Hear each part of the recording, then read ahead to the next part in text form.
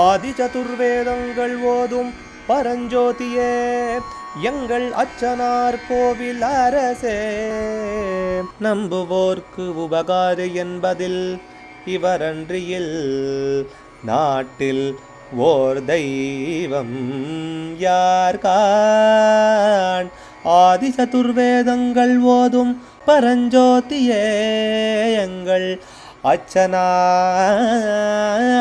கோவில் அரசே.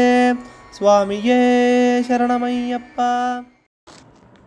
அச்சங்கோவில் அரசே சரணமையப்பா. பகவானுடைய 221வது நாமா திருப்பெயர் ஹுங்கார கிருதி சுப்பிரபவே நமஹ. ஹுங்காரம் செய்யும் நற்பிரபுவுக்கு நமஸ்காரம். ஹுங்காரம் கிருதி செய்யும், சுப்பிரபு நல்ல பிரபு.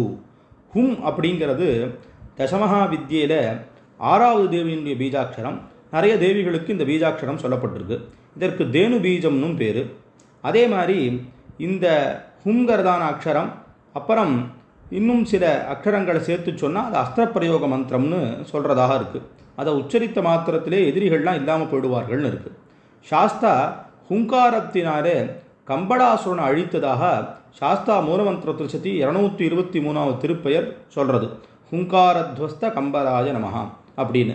அம்பாளும் யாகத்தில் தேவி மகாத்மியத்தில் கொண்டு போய் சொல்லும்போது அந்த யுத்தங்கிறதான யாகத்தில் ஒரு ஹுங்காரம் பண்ணினாலாம். அதில் அசுரர்கள்லாம் போனார்கள். நிறைய இடங்களில் சொல்லப்படுறதா இருக்குது. யுத்த காலத்தில் ஹுங்காரம் செய்யும் வீரர்களுக்கு நல்ல தலைவனாக இருப்பவர் அப்படின்னு ஒரு அர்த்தம். ஹுங்கார யுத்த காலத்தில் ஹுங்காரம், கிருதி செய்யும் வீரர்களின் நல்ல பிரபு. ஹும் அப்படின்னு அந்த நேரத்தில் அந்த ஹுங்கிற சப்தம் பண்ணாலே எதிரிகள் இல்லாமல் போடுவாராம் பகவானுக்கு.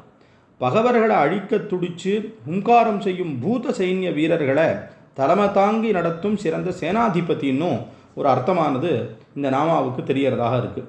அதனால் பகவான் அப்படி ஹுங்கிற சப்தம் பண்ண மாத்திரத்திலேயே எந்த எதிரிகளுமே எந்த சைன்யங்களுமே எந்த படைகளுமே இல்லாமல் போகிறது அப்படின்னு சொல்லப்படுறதாக இருக்குது.